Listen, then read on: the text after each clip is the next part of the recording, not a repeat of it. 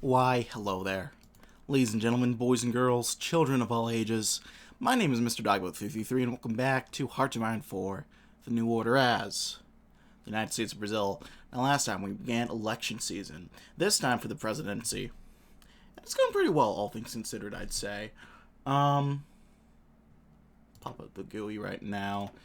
We're in second place right now. Only a couple points behind Golar. And we can slip ahead pretty easily soon enough, I think. If we just play smart and just take it from carefully. Moving on, I wanted to, before we move on, take a look at what the Partido Social Progressista represents. What is unique about the Social Progressive Party's vague populist agenda is that corruption is an accepted reality. While conservative at its core, the party is willing to ally with anyone from across the political spectrum, using bribes and under-the-table deals to maintain stable relationships with other parties in the military. Within the party, there also runs a pro-Reich undercurrent, coupled with the skepticism of American influence arising from the German Brazilian voters and some members' personal ties to the Nazis. The PSP is the party of pragmatism, laying bare the political machinations of Brazil. And of course, we are right-wing populist. Populism, unlike what some may think, is a two-edged sword. While it can serve the interests of the left by appealing to the common people's desire for equality and social justice, it can also be used by the right as a tool to get into power, which makes it difficult to categorize as a coherent ideology. However, one can always still try. Right-wing populism as such is an ideology with few identifiable core tenets. First, an emphasis on an anti-elite rhetoric. Said elites are portrayed as corrupt and greedy and are often to the common man, opposed to the common man. Unlike left-wing populism, however, such elites can be used to represent national or ethnic minorities as well. Right-wing populism is also keen on giving out welfare to the people at the cost of disregarding the well-being of the economy. Right-wing populists, while economically populist, generally take a conservative stance on social issues, and quite a few are avowedly anti-communists. Such a combination of attributes could be thought to be a recipe for disaster. But it seems that the tidal wave of populism has started its march nonetheless, and for now, God only knows when it will die down. Well, that's not true to our context right now. I don't know what is. Then again, God's on our side, isn't he? I guess we'll have to wait and see there. Shouldn't speak too hastily. I also noticed, and I don't know if I've read any of these before, but we have landmarks in cities. So I think we should hop in and just read these real quick. Why not? So first let's take a look at Acre. All but untouched by Europeans until the 1880s and officially under Bolivian jurisdiction before 1903, Acre is Brazil's final frontier. Housing a third of its population is Rio Branco, founded in 1882 by the enterprising settlers who saw in Acre the perfect climate for rubber tree cultivation. These settlers soon joined by hundreds of others from Brazil and Bolivia, enslaved thousands of natives in their lust for latex, becoming the rubber barons that dominate Acre to this day. When Bolivia began policing the territory, the barons revolted in 1903, secured incorporation to Brazil. Rio Branco's small size bellies its enormous importance. With Japan restricting American and German access to the rubber of Southeast Asia, Rio Branco is of utmost importance to the militaries and car makers of the world over. Interesting. Moving on from here, we have Amazonas and Manaus. Manaus is a sea that bleeds into the Amazon, staunched only by the cramped spear-rank roots of the Cachapona trees. When first designated a city, was Christian city of the margins of the Black River, perfectly fitting its placement at the juncture of the Negro and Solimões River at the heart of the Amazon rainforest. Manaus is a city of novel science, with the new National Institute of Amazonian Research at the forefront of the botanical, entomological, and anthropological innovation. Its economic facility rests in its immense rubber production, whose facilitated wealth once attracted creators of diverse and experimental literature and art. However, the doors of the Amazon Theater have been closed for nearly 60 years, giving Manaus little cultural leverage to pursue for the rest of Brazil that it is anything but a spigot for latex. Well, that's kind of sad. Next, let's check Roraima and Boa Vista. Dense rainforest and blistering heat make most of the Amazon basin incompatible with large-scale human settlements. Perhaps nowhere is this more true than Roraima, so remote that until the late 19th century, European colonists and Brazilian pioneers left it almost entirely to indigenous tribes. Even today, there is only one single settlement of note, Boa Vista. Being situated in the driest portion of the whole Amazon basin, where the rainforest thins into savanna, it could not develop the rubber industry that defines the rest of northern Brazil, but is well placed for soybean farming and cattle rearing that feed the citizens of the Amazonas and Para. Relying on Venezuela for electricity completely inaccessible except by riverboat, it would take extensive new infrastructure projects for Boa Vista to be anything besides a backwater. Well, it's funny you mentioned that. I wonder if that's going to change with this.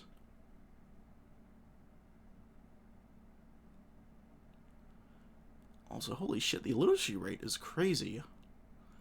I just know 70% in the Northeast, 69. One, but at what cost?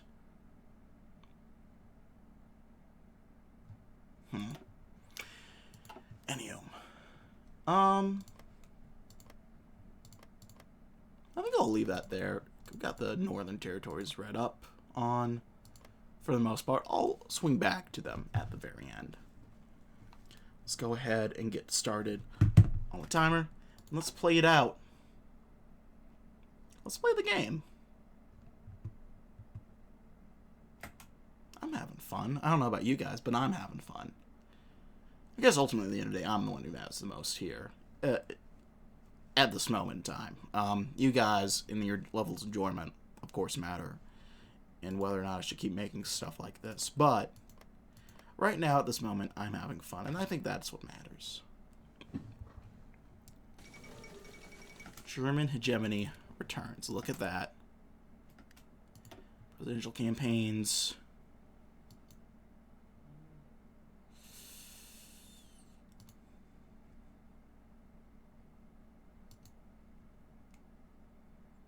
Get working on cash for votes.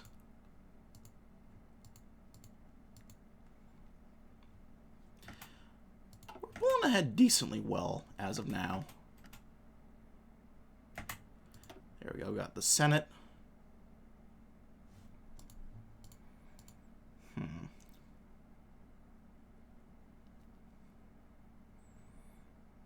gonna promote Joe Maria de Barros. I already got him up quite high just by doing that.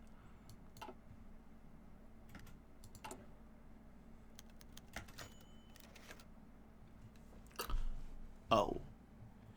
A man in black stepped out of a plane from Brazil and stepped into a car Cape Town, headed to a government building for government business. There was none of the diplomatic flourish he was used to. He wouldn't even say his name, as this was strictly clandestine operation. The car stopped, and he met his contact. This way, please. They moved through the back rooms. The Brazilian couldn't help but scoff at the monochrome nature of the staff, a striking contrast to a society, as he hoped the South Africans could eventually move past race, too. A dull conference room was their destination, as the door behind them closed. So, you want to discuss Namibia, correct? We were aware that this territory of yours, he made sure to choose his words carefully lest any accidental offense jeopardize the deal, contained significant quantities of uranium deposits. These would be of significant value to the Brazilian government if an agreement could be made to purchase some of the contents, ideally a private trade. I see. South African considered the statement for a moment that felt like an eternity before responding. There's an urgent need for investment into South Africa. The war did a right number on us, and the economy is in a dire state as a result. If you could help us in this regard, I don't see why we couldn't part ways some uranium at a cheap price. Jackpot. Yes, I think the Brazilian government would find these terms to be very acceptable. Maybe we'll take a short break and then iron out the details. An affirmative nod came before they adjourned the meeting. The South Africans aren't all bad. We did it, guys. We met a nice South African. And that's bloody surprising, man.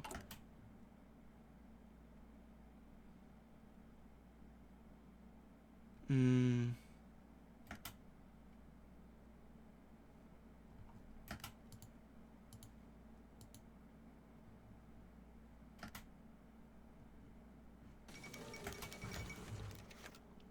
Guinean Socialist Party, or PSU, was a small organization, yet many Kaina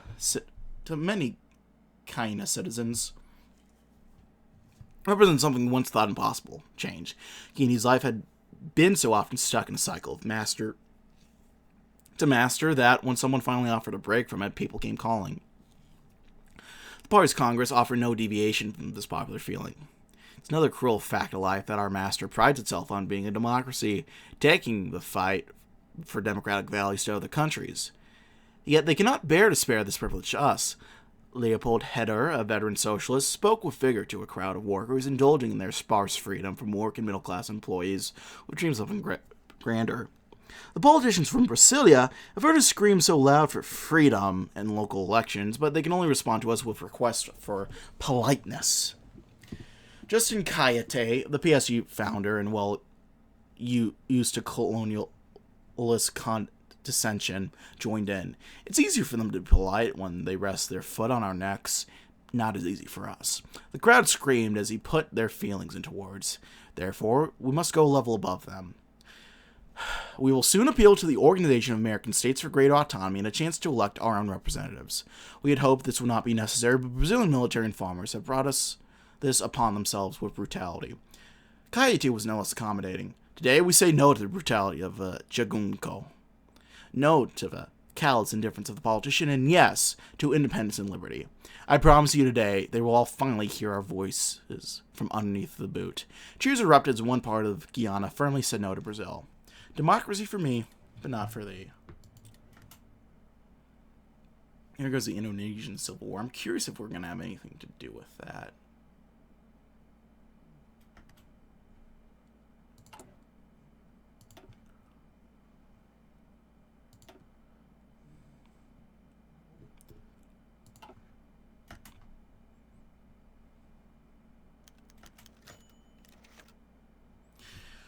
There are many adjectives to describe Ernesto Beckman Gazelle.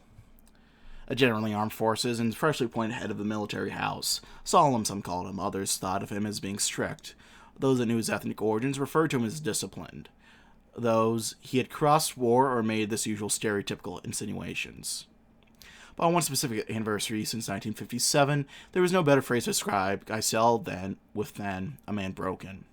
8 years ago, Gazelle's son had died in a train accident. Since then, almost exactly to the minute during which the doctors pronounced his son dead, Gazelle would lock himself in his room to remember him. By now, Lucy, his wife, and Amala Lucy, his daughter, had concepts of a standard operating procedure. They would stand outside the room and do what they could to sympathize with their grieving husband and father from beyond the closed door.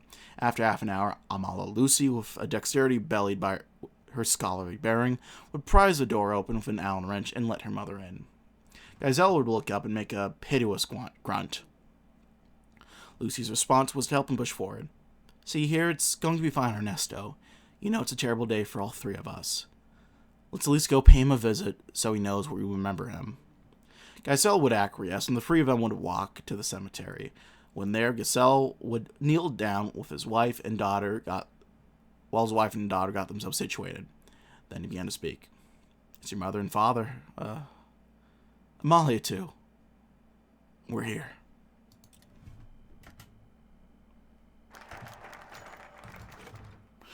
Alright, folks. President Adhemar began to speak as soon as his last cabinet member arrived. Time's ticking down to the next elections. Certainly, sir, but there are many important issues that need our attention to. Of course there are.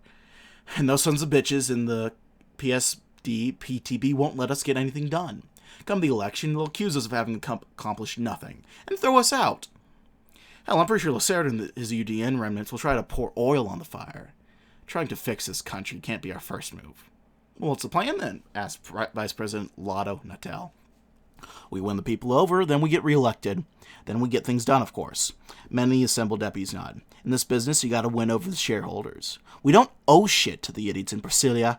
What we do need are policies for the common man. Come the election, if the average citizen feels they have more money in their pocket at the end of the month, they'll flock to our banner. An easy electoral win. Very good, sir. Imagine you got a few ideas about whom to target. Adhemar smiled. I most certainly do. Let's get down to business. To defeat the Huns. Now, we're doing very well already. We're winning pretty decently, but why rest on our laurels?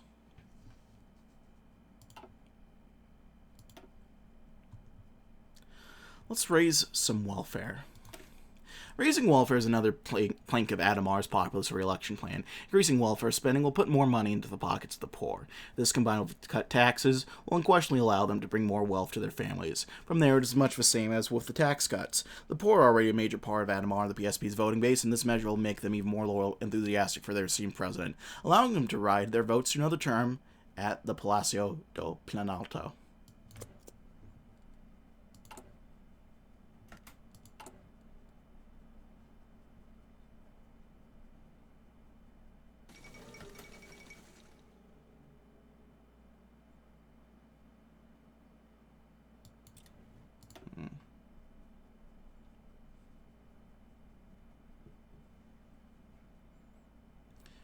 Let's go ahead.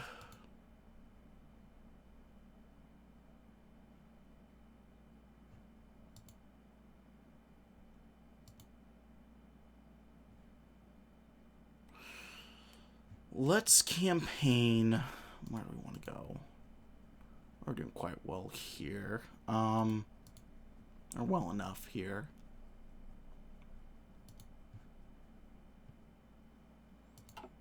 Let's campaign over here. Pernambuco. Probably slander Marcos here after. Or maybe we don't have to do anything after we raise welfare. Or raise some welfare. That would be fun.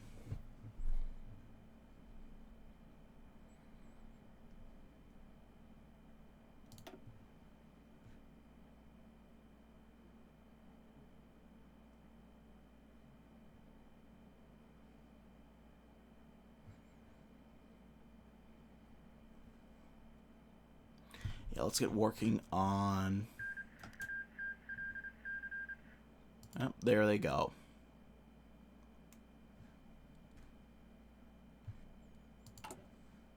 I was wondering how long it was going to take for them.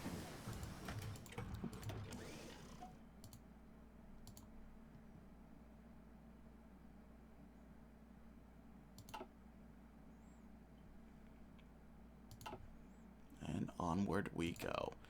Meanwhile, in the Senate.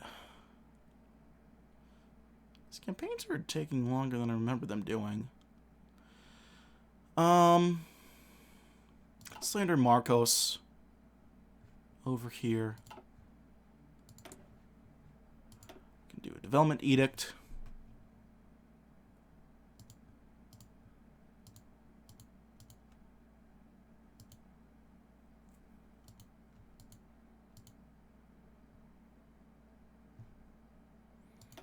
Mechanization rates out, get that to 40. And then from here, let's get... I'm not even building any motorized to begin with, but...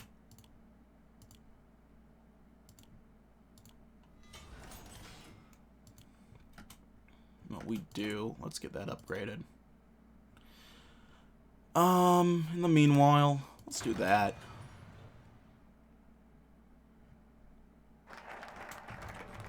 Some welfare. Now let's decrease some taxes. One plank of Adhemar's populist platform is cutting down on various taxes. If taxes are cut, that means that people have less to spend.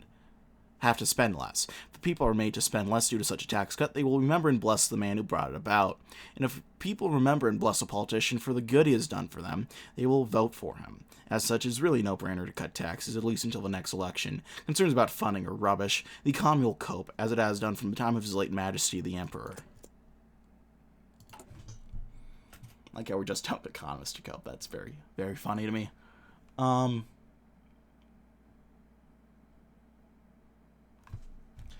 This new content has flavor, guys. It's very, very funny. I appreciate this a lot. Wow.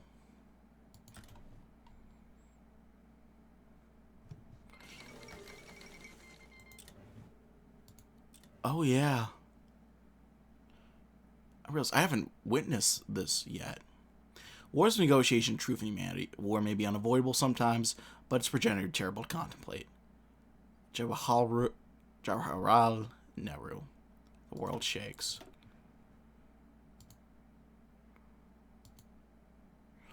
Do we really have so little support in Bahia? That's strange to me.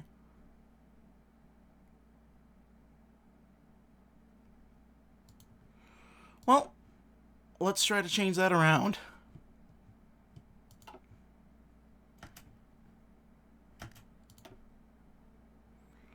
Now we got the Senado.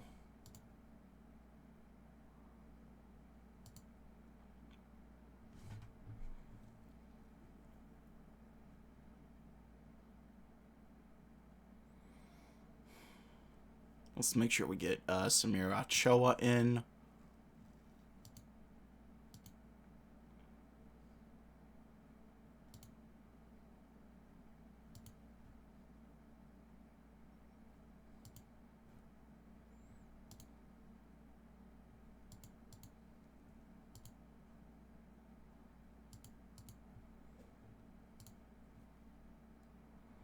Meanwhile, we'll go to Rio Grande do Norte next, I think.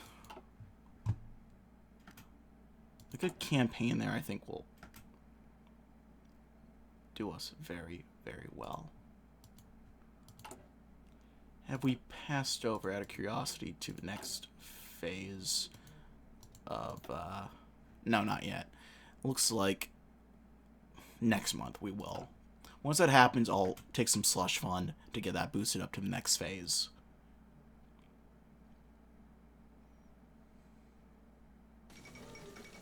Military reforms in Turkey. Look at that.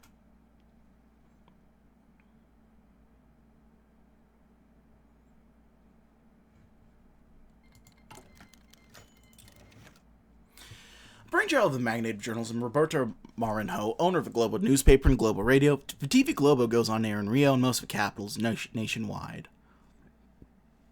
Having been the granted a concession to use Channel 4 back in 1962, the Rede Globo starts operations a combination of national and foreign content such as American TV series like Get Smart and The Twilight Zone, along with Brazilian soap operas such as O Abril and O Rei dos Ciganos. Roberto Maranhão, an own right-winger of high prestige, brings with his channel the promise of shows that will follow the Globo standard of quality and that can greatly outshine everything that has been seen on Brazilian TV before. Results of the first week of airing, however, left Globo very far behind other TV channels, such as TV Excelsior, resulting on the hiring of American-educated Walter Clark Bueno as an advisor to improve the reach of Globo's audience. Some left-wing and vaguist media outlets criticize Globo for being elitist to an extreme and to promote right-wing propaganda with their programmation. Critics that were dismissed by Globo as envy of the defeated. Boa noite.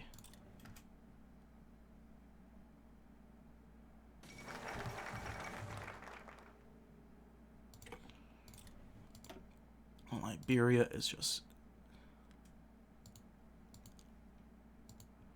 not having a fun time, are they?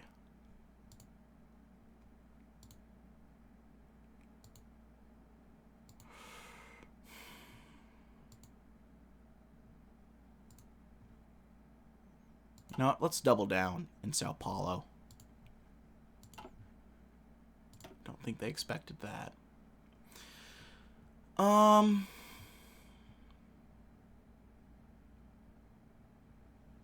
Let's tour the country next. Our president is not a bland, uninspiring man that has to rely on surrogates and ghostwriters to get his points across. Quite the contrary, Adhemar is a flamboyant individual possessed of a loud speaking voice, an impressive look on television, and a playful, attention-grabbing style of oration. His confident exterior, which is the perfect combination of intelligence and brashness, will be perfect for him as he strives to make more Brazilians see him, and not some fool from a different party. as the right leader for the times that the Republic finds itself in.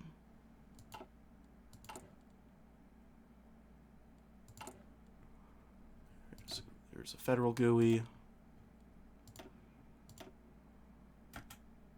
Alright, pausing on my birthday, look at that.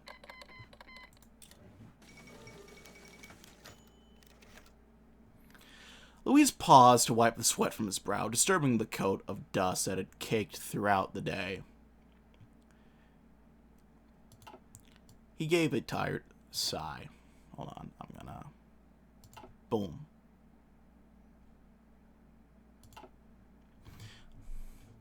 Surveying the segment of gravel that had been his day's work, he gave a tired sigh. Nearly identical gravel patches had stared back at him at the end of every workday over the past 4 months. Finally, the sun was beginning to set, and in the distance he heard a welcome rumble of approaching trucks, signaling the end of yet another long day of road building. In the truck hours it took to return to camp, Louis's mind wandered far from the cramped truck bed.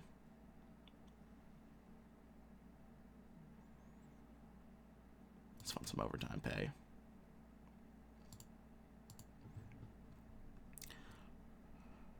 He had fished a small photo of his girlfriend out of his pocket and closed with it in a locket that had become his only reminder of life back home.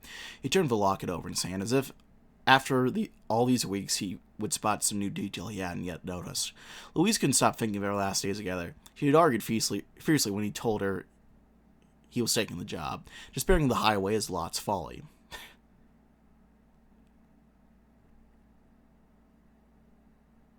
She'd always been smarter than him, more political. No matter the politics, no matter the argument, they needed the pay. Louise resolved to call her tonight, check how her mother was doing. Maybe. As the truck clattered to a stop just beyond the Belamonte sign, Louise noticed a small crowd had gathered next to another of the trucks. His heart sank when he saw that a body, horribly disfigured, was being lifted out of the bed. He pushed through the small crowd to have a closer look, and soon learned from the chatter that the corpse was one of the tree choppers. Or used to be one of the tree choppers. A jaguar had ambushed him away from his team. He never stood a chance. Louise couldn't bear to keep looking. He pushed through the crowd and made for the mess hall. He decided to make that phone call. At times like this, Louise was thankful he was one of the road crew. The mosquitoes and natives were already enough to worry about. Only 2,000 kilometers to go. Jesus.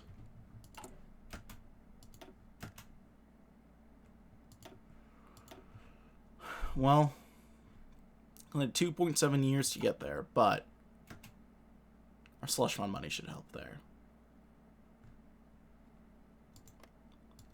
How's Haiti doing?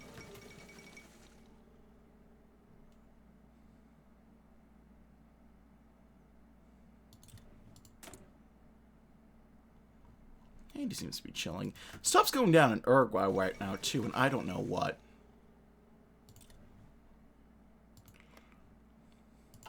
Britain's giving up South Georgia, really?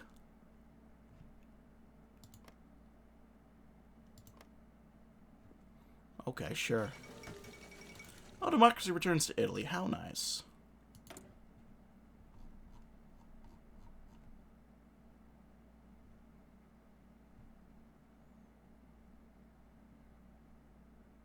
Could order an audit. That'll aid the hardliners.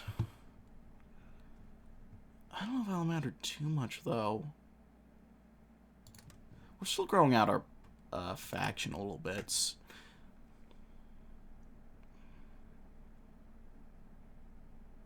Oh, presidential campaign available. Let's get back to Minas.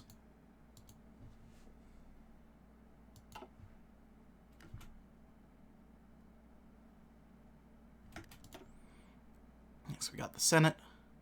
Let's go ahead and campaign Silvio. And look at that. We're almost in the top 2. We got the top spot. We might get the top 2 soon enough.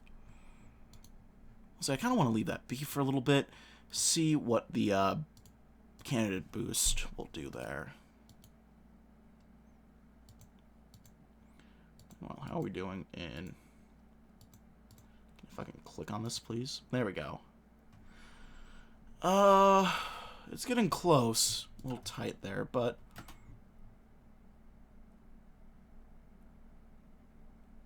We're coming along.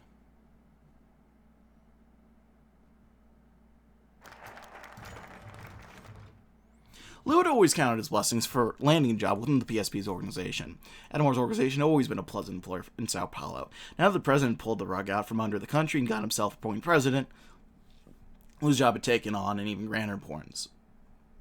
Part of him knew he'd miss the good old days of riding a motorcycle around Sao Paulo delivering gifts. The rest of him, of course, savored the novelty of continuing his job from within a private jet. Thanger sat on the edge of Sao Paulo's Air Force Base. There, Lou ran over the final preparations for the strange adjuncts of PSP.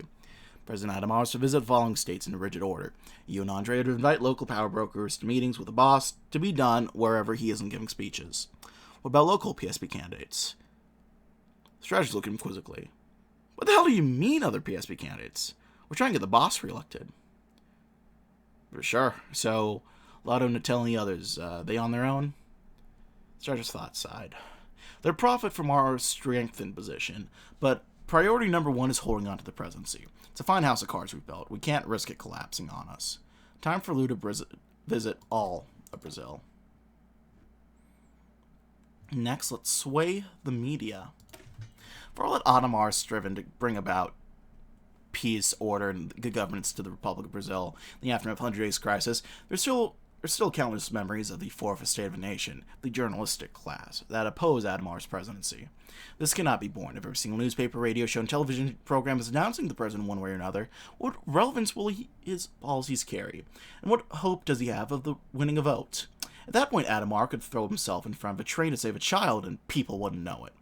Fortunately for his chances of re-election, Adhemar knows how to talk with these people. By sitting down with some of them, he can reason with them and get them to support him. And as he's been demonstrated, if, God forbid, basic reasoning goes flop, it often does with these types, the envelope system is a useful failsafe.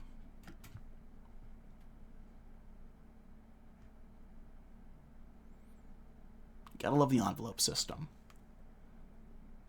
Classic envelopes.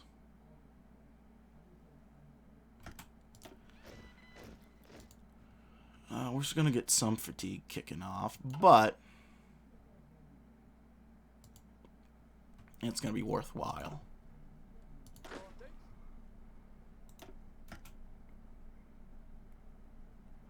Meanwhile, we're keeping the army happy.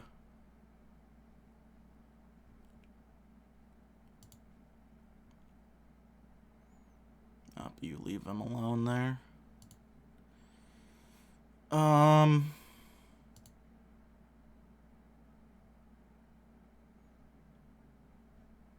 Oh, JK, look at that.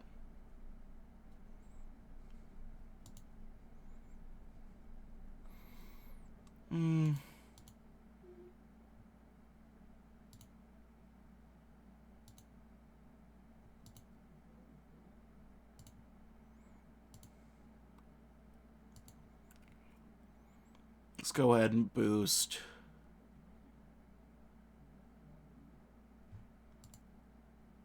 Who even want to boost?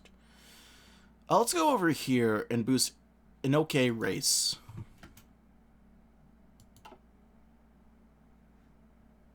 Take a bit of a chunk out of the heavy situation we got there. The Piranha ran quietly that day, its famed current seeing fit to rest. A state the departing workers along which it had been during the construction. But this was no longer their bridge. This was a bridge of the ribbon cutters, one Brazilian, one Paraguayan, and of the crowds that assembled. To these were Foz do Iguaçu, Medicine. Several thousand had already gathered over the last hour. Without the rushing water to mute them, the air was filled with hoots, cries, and shouts, as any attempt at organizing a true chant gave way without exception. With every minute that passed by, they inched closer to the bridge's center, accompanied by another hat thrown in the air in premature celebration and another rise in volume. To the west, where Ciudad del Este's reconstruction had yet to reach, there was but 13. Composed of what few notaries and bureaucrats were capable of separating themselves from their work, they simply stood, eyes locked with the other side, shooting occasional glances at the deep blue beneath. For every 5 cheers that came from the other side, they returned a blank at times 2, rarely. A man in front, moving only his forearm, checked his watch. Then again, as a protocol, the sole response he gave was a subtle twitch of the mouth, momentarily and imperceptibly ajar. He settled for a slight nod instead, and all 13 began to walk. And as both groups drew towards the center, the two cutters exchanged a curt handshake before splitting the ribbon in two, all while the current picked up again. They had to sprint to either side of the bridge to avoid the incoming stampede. After them, the deluge.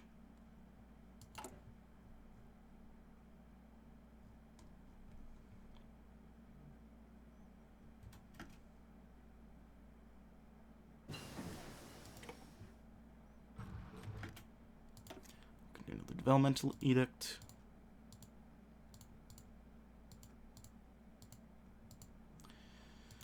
Get more mechanization over in Central West. I want to get all of these over 40. And then we'll decide what to do from there.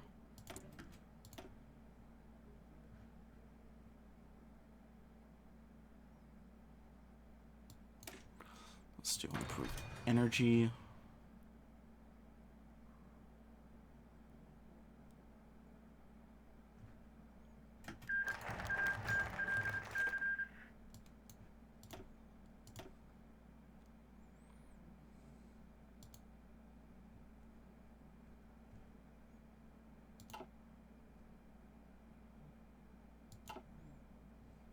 The first appearance of the president on radio had come as quite a shock to many Carioca. In Rio for some business or another, President Adhemar taking the time to drop into a popular evening radio show. On that first broadcast, the ghosts had not seemed totally sure what to do with their newest guest.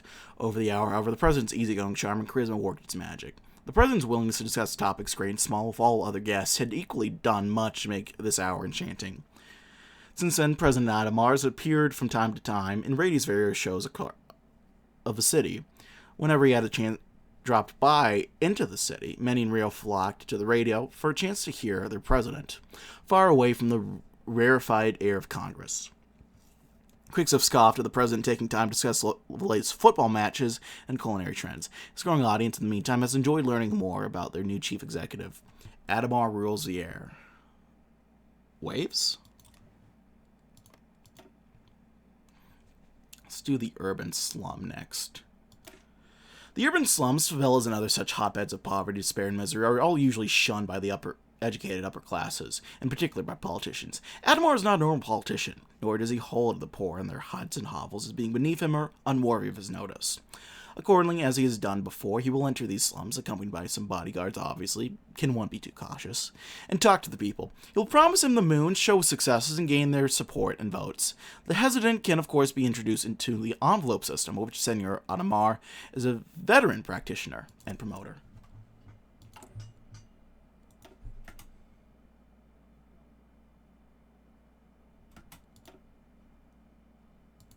Always with the banknotes, this guy.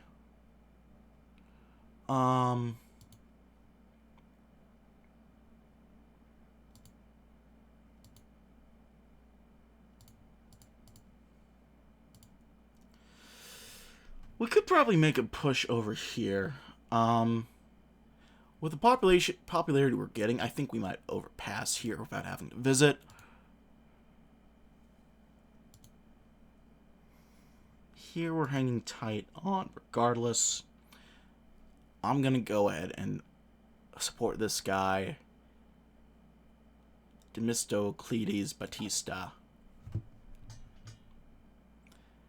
have him get him closer. Meanwhile, I'm going to keep an eye on Monte Grosso. I'm going to wait for this focus to finish, and I'm going to see how well this boost does to help us. If I don't forget to tab off to another section, of course.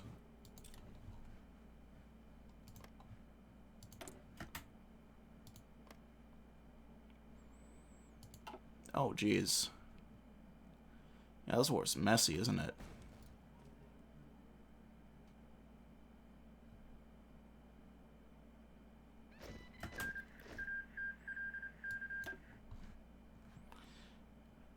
And I'm guessing that goes the rest of the French alliance.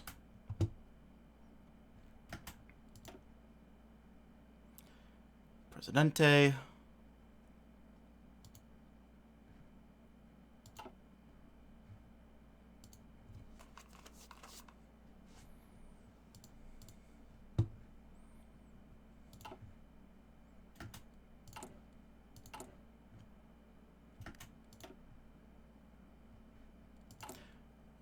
Mato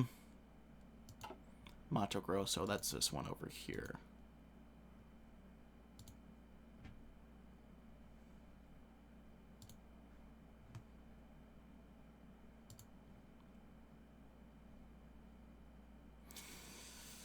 I'll go ahead and campaign over here.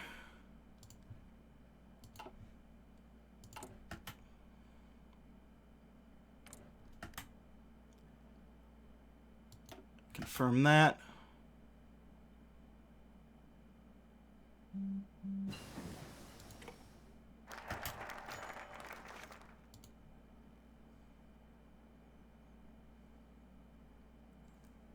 And we got this done.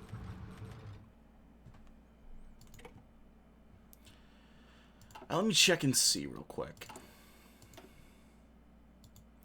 Okay, a little bit of boost here. Okay, yeah. It's not crazy, but it's pretty solid all around, actually. It's not a negligible boost by any means. We got this guy now in charge in Rio.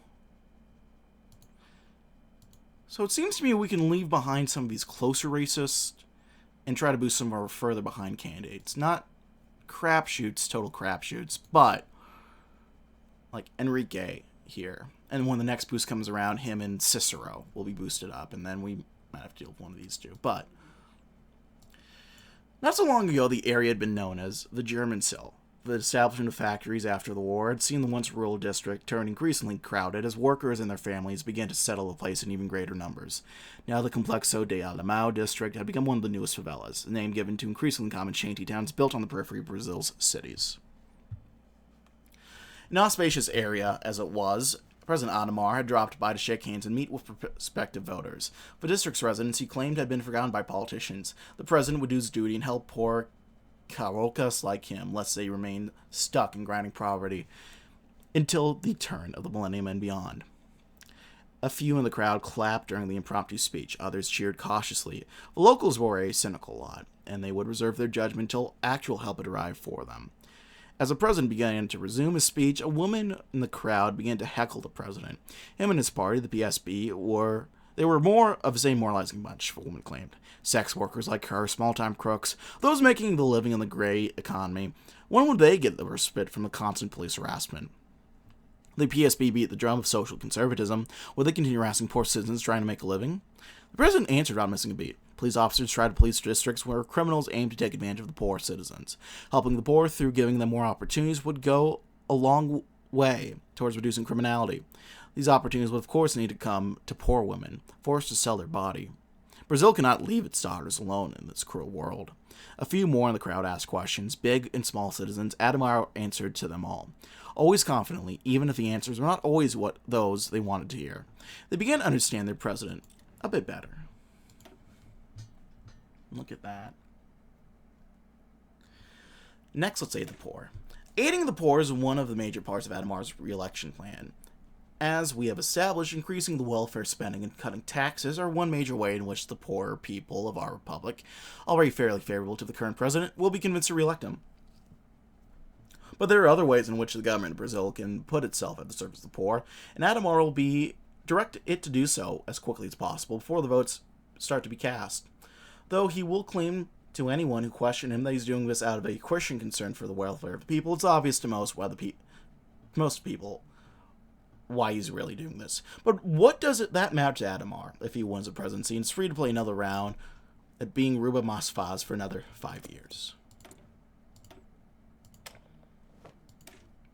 Let's get recon companies going.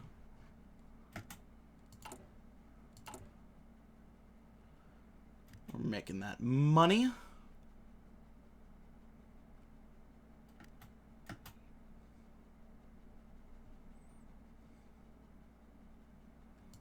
How's our legacy? Forgettable still.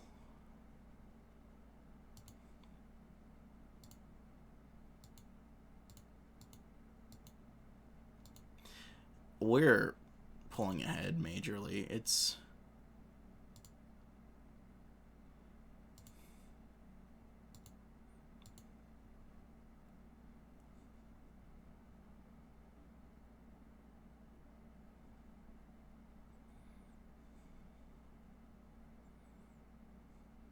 Let's just do normal campaigning. Save some money from our slush fund for now. If we need to, we'll pop back and do more of that. But right now, I think we're doing well enough that we don't have to worry. Let's boost Enrique. There we are.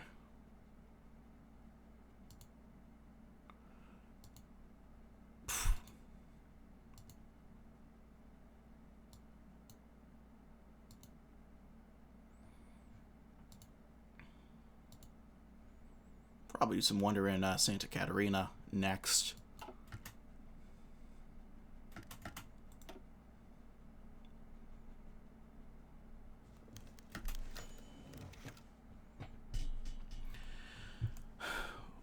It was already a long and tumultuous day for Adhemar de Barros. After all, being the leader of Brazil was no easy task, but it seemed that he must now shift his warriors outside of the land of order and progress. Just as he entered his palace in the Planalto, he was met with generals from all over the country, from the Amazonian jungle to the Rio Grande's pampas. On the table were at least 10 different maps of Colombia, all of which seemed the same, but showcased different details, even if minor. Good evening, Mr. President. I hope your day was a tranquil one. Please have a seat. Let's get on with it, shall we? As you may know from the news, the illusion of Colombia's peace is about to come to an end. Capital Salcedo's forces have been engaged in heavy combat with the central government for the last few days. It's only getting worse from each bullet that leaves their guns. Once the civil war goes in full force, it's inevitable that it's going to affect the bordering region in some way or another.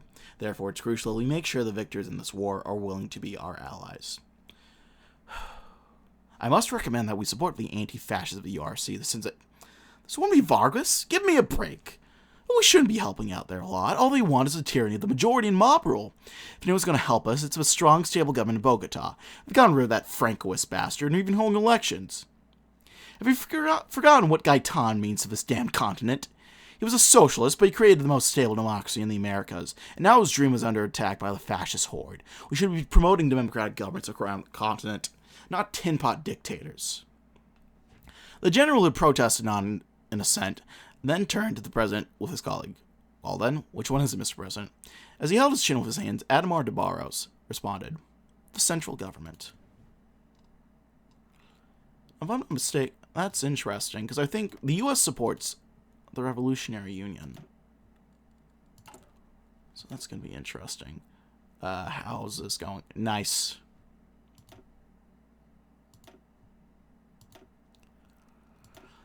Global conflicts.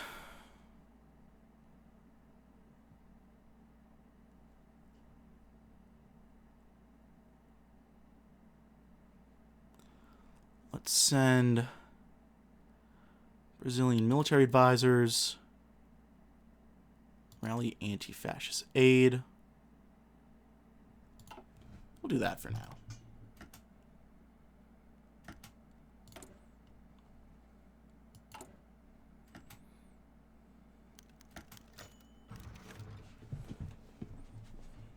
And that office of the Guinean City Hall stood no elected official of the people, but a military overseer given authority by a foreign country.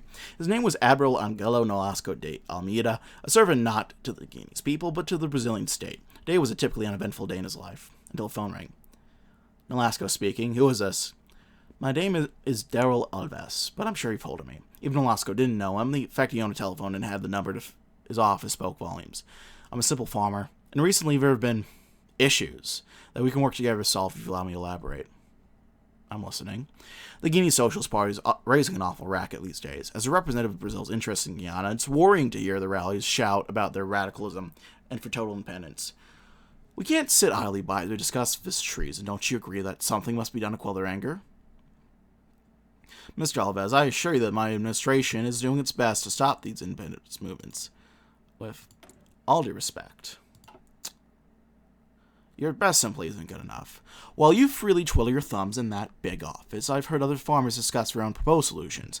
They aren't pretty, but if the government will not help us, who can blame them? I'm trust you will make the right decision. The other line went dead as Nolasco considered how serious the man on the other line was. Regardless, his resources were nil, so he could only pray that this problem would blow over. Stuck in the middle, with a ticking time bomb.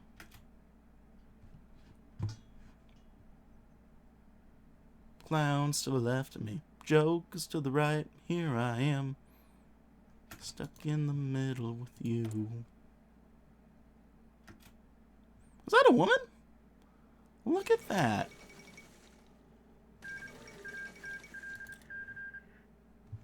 Good on them. Oh, there's the Reich doing their little edgelord thing. Aid the poor.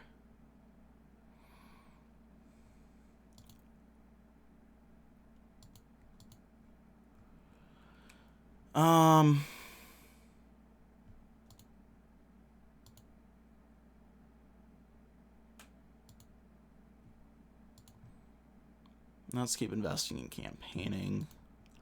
Actually, let's do that in the south. There we are.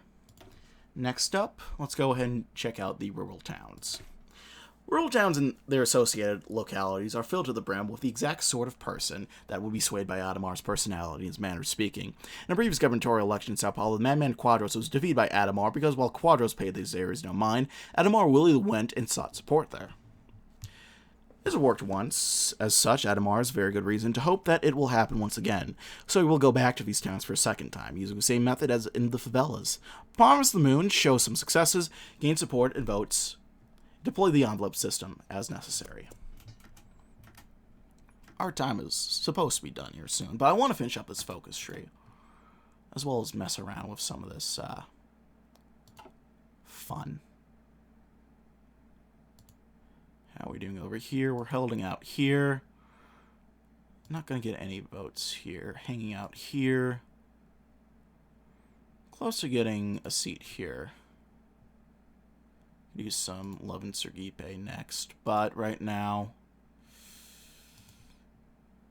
we're holding strong regardless. Holding out here.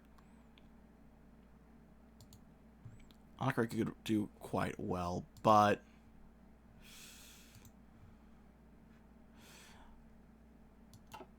I'll focus on Sergipe next. A lot of potential there. I think more potential that we should take advantage of.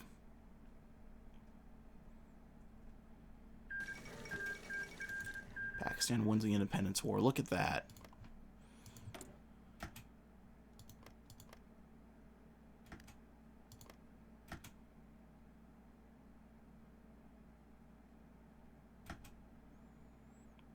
Well, that's interesting. I believe Germany does well with that. Foreign Cold War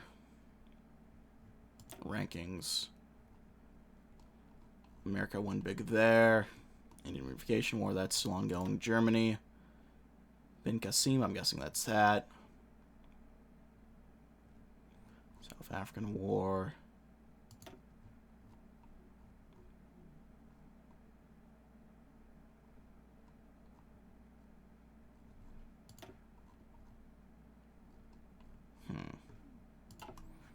So looks like, oh no, that's not good for the Philippines. That's really not good for the Philippines. Christian Democrats win the election. I don't think they can fuck that up too badly, but we'll see, won't we? Subsidized mechanization. I can speak. I promise I can.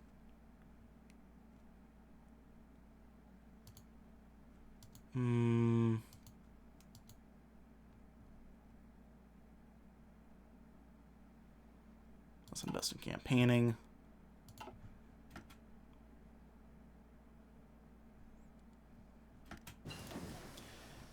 Next, let's go to Sergipe.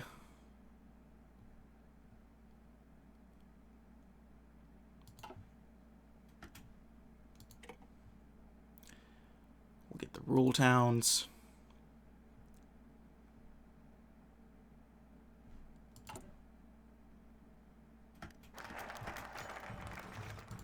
The greatest show on earth rolled into town one fine Friday afternoon. Just as villagers returned after a day of toiling in the fields and tending to their animals, Adhemar and his campaign would roll into town in neat formation of trucks. The president would meet with local officials, often the town mayor, oftentimes the local priest. After we chat, Adhemar was then head for the local bar. There the president would chat with local electors ask them about their concerns. The president would shake his head at talks of small farmers being squeezed out by large landowners. He vowed to fight for them. He was the only politician who would do so, he'd remind them. After a few rounds of locals, the president thanked them all for their time and vowed to keep fighting for them. His convoy trucks went off, probably looking to hit a few more villages in the region before the end of the day. What the villagers did not yet know was that a month later or so, some money from the president's re-election campaign would show up at their doorstep. A small way to show them Adhemar remembered them, and a good way to make them remember him. Next, let's decrease interest rates. Interest rates, I think, will be okay for us, actually. Inflation, not so much. But who cares about economics? We have an election to win. Decreasing interest rates is the last major part of Adhemar's re-election plan. If we cut the interest rates, this will allow the Brazilian people to borrow more for less interest, thus effectively putting more money into their pockets. Granted, may result in a further rise in inflation, building off the inflation set up by Kupchit's building mania that culminated the construction of the new capital. But that does not matter to Adhemar. What matters right now is the short term, and the short term indications are that this is for the best. Look at that. Look how fancy it looks. Look at that increase in the money stacks.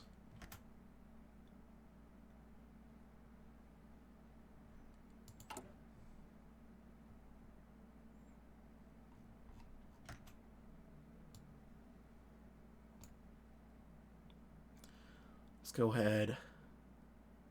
Schedule another inspection. And in the meanwhile, let's pay off some more loyal officers.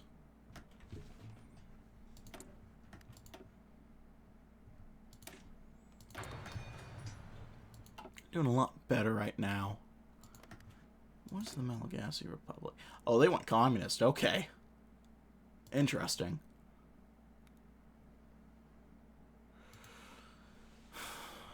We could probably just fall asleep at the wheel here. I don't know if I should have mentioned sleep. Now I'm tired. Let's invest in more campaigning here. We got that double arrow going now. Look at that. Foreign policy.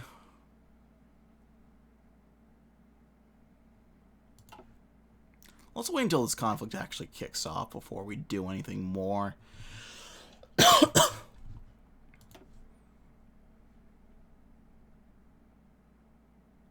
Let's go and boost Taurus Jr. over here in the meanwhile.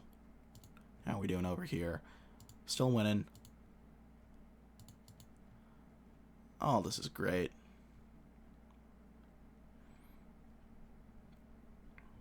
I got my eye on you, Mr. Fontes. Fontes, more like Contes. Got him. Am I right, guys? Am I right, chat? I'm not live streaming. Who am I talking to?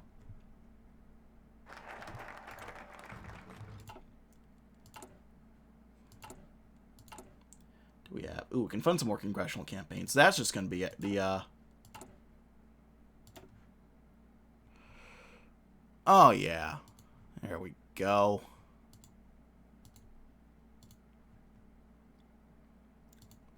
We're doing fabulous right now.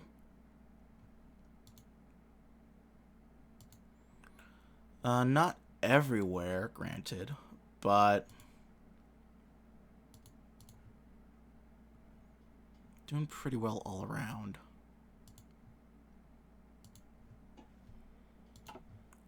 Next, let's do another national focus. Victory approaches. Adhemar has done everything he can. He has gained the support of the military and his ordered elite, wooing the generals and convincing the French expatriates. He has played the economy like the organ of the Cathedral de C in Sao Paulo in order to gain public support and to fire up his voting base. Well, it was done. Who in their right mind can doubt that Adhemar and his vice presidential candidate will win the presidency? True, Enrique Lot's daughter is proving to be remarkably popular as a vice presidential candidate for the coalition, but surely she, being a mere woman, cannot defeat a good, competent man chosen by Senor Ruba Masfas, who has stabilized the Brazilian nation after the disaster Edna Lot's father caused.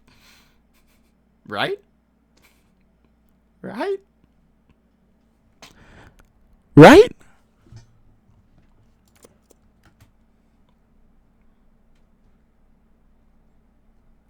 From here, it looks like we'll have a couple of days of campaigning. And the elections are in October, after all. We only have another month or so.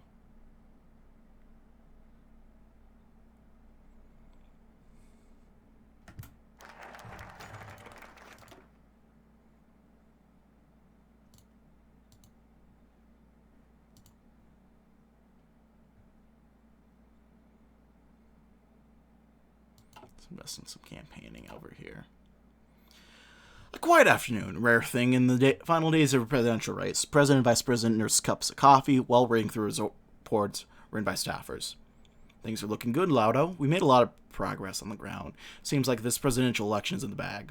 Seems like it, Adhemar. How's your campaign doing? And our party in the legislative? We're ahead as well. The coalition's ripped from our attacks. UDN is likewise taking a beating. A few candidates like Edna Lott are holding us strong in the vice presidential race, but overall the map looks favorable to us. Edna Lott, Old Man Lott's daughter. A rising force in the Labour Party, but still irrelevant nationally at this point.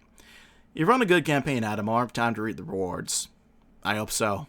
Let's pray the Lord we've done enough, the president said without much of his usual bravado. The vice president raised an eyebrow at the sight of a pensive Adhemar. Yet as this moment of self-reflection faded away, the president's good humor returned after a final cup of coffee. It's in the bag, isn't it, Laudo? I think so.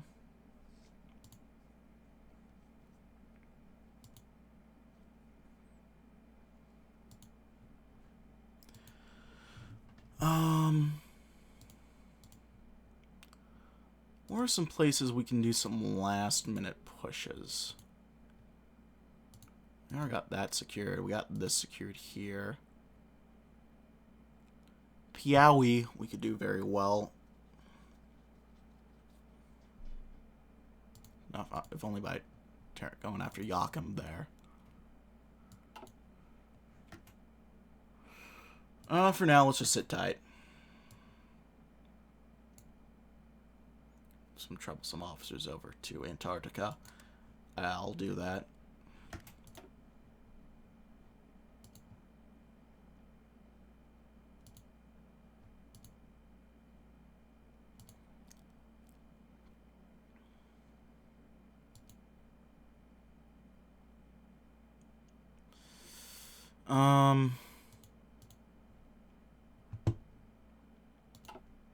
Let's get Torres Jr. ahead.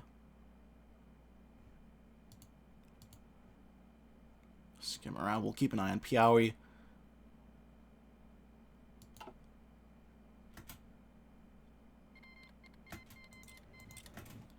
I think there we'll probably slander. Oh, there goes the Corellian War.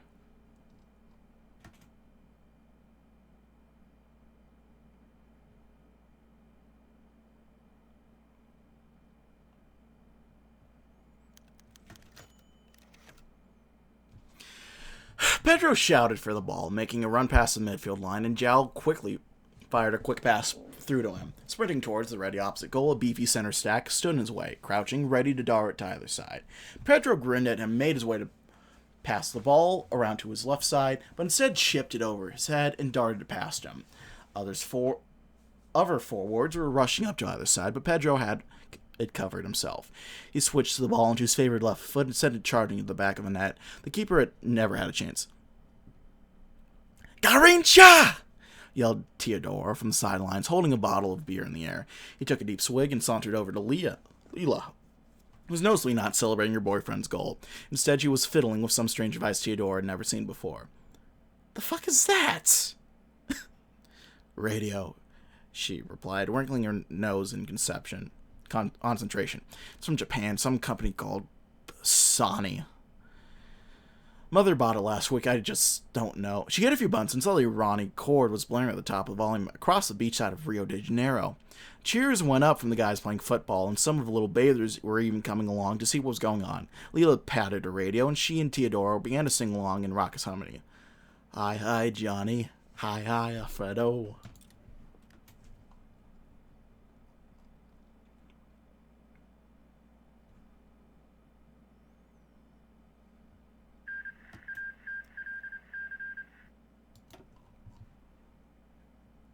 Well, that was easy for them.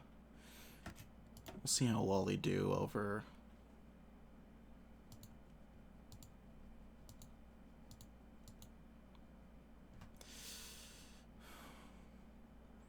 Now let's hold a rally in Baya. If only just a flex. Maybe that's not total flexing, but...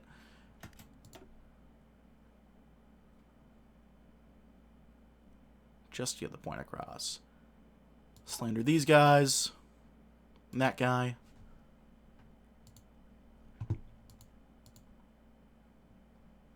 Got one guy holding on here, both guys here.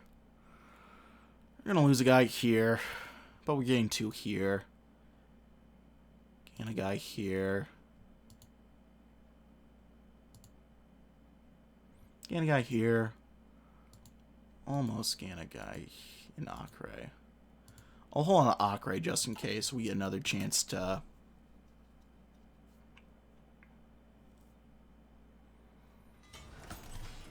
do some magic last minute.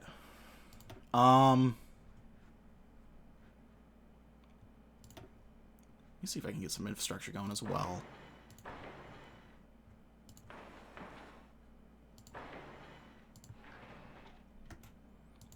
Just something simple. Nothing too crazy right now.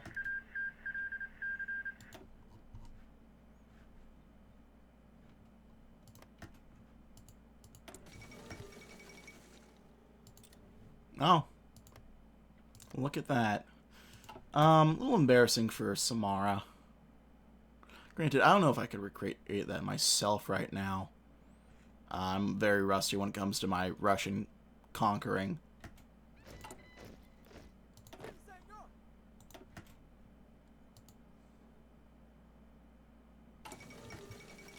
Pan-African community. Someone's knocking on the door.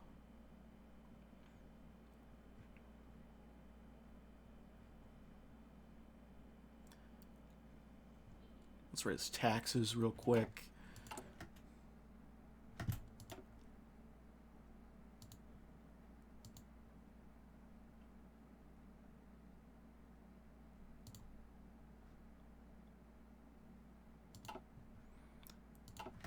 Somebody's ringing the bell. Do him a favor. Let him in.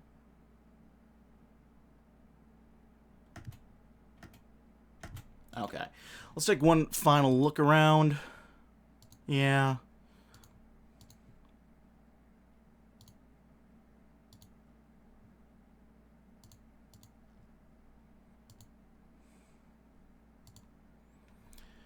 I think we just about got it for the most part. Got that locked down. We could push this guy over the line.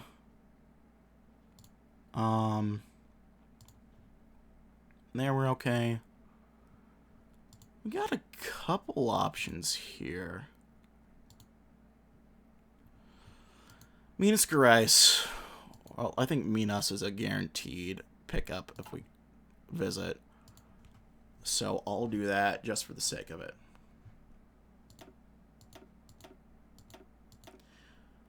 Oh, that's interesting. The president election happens a couple days after. Or a couple days before the Senate. Does that mean we're going to get another visit in? It can be microing visits. Trying to optimize things. One more go of mechanization.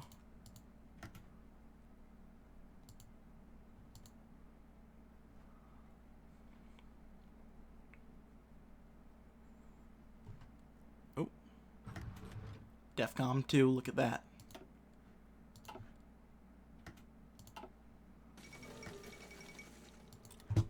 Uh-oh.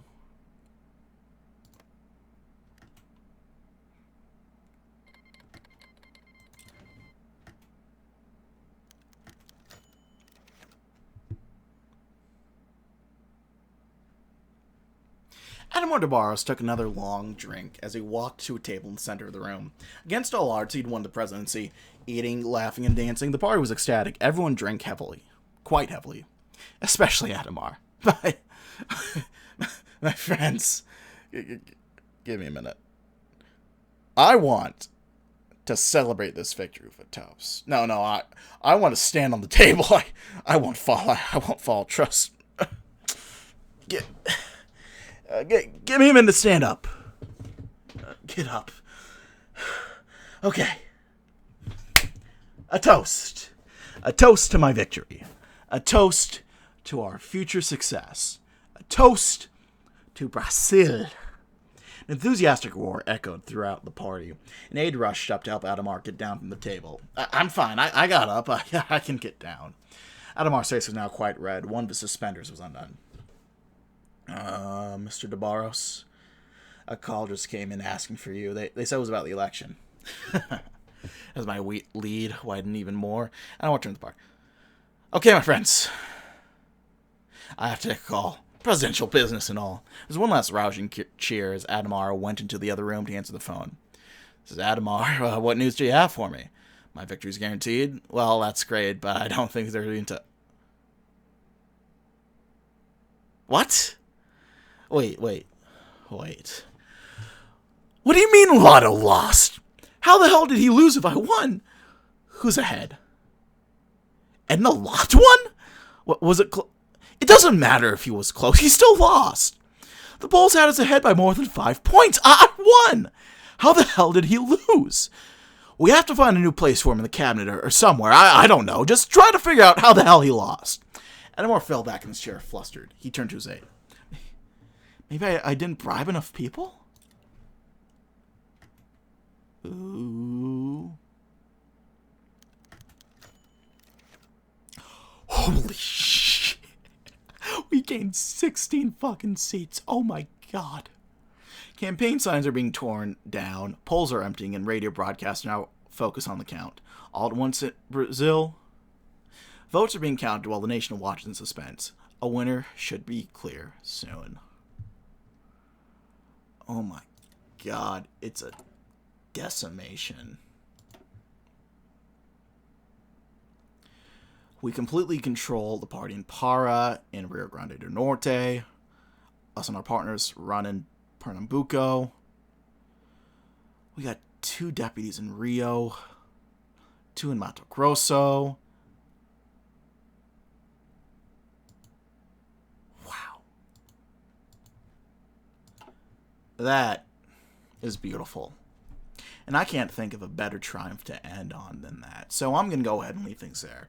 Thanks as always for watching, my friends. If you like this video, like. If not, feel free to dislike. If you want to see more of this content in the future, hit the sub button for uploads weekdays, as well as occasionally Saturdays. If you have any comments or feedback, leave it in the comment section below. I read all comments I get. And I do appreciate any feedback I have for me. If you have any comments or feedback, leave in the comment section below. I read all comments I get, and I do appreciate any feedback I have for me. And until next time, I'm going to leave things there. Thanks for watching, my friends. My name has been Mr. Dogbot333. And I will see you all next time. Bye-bye now.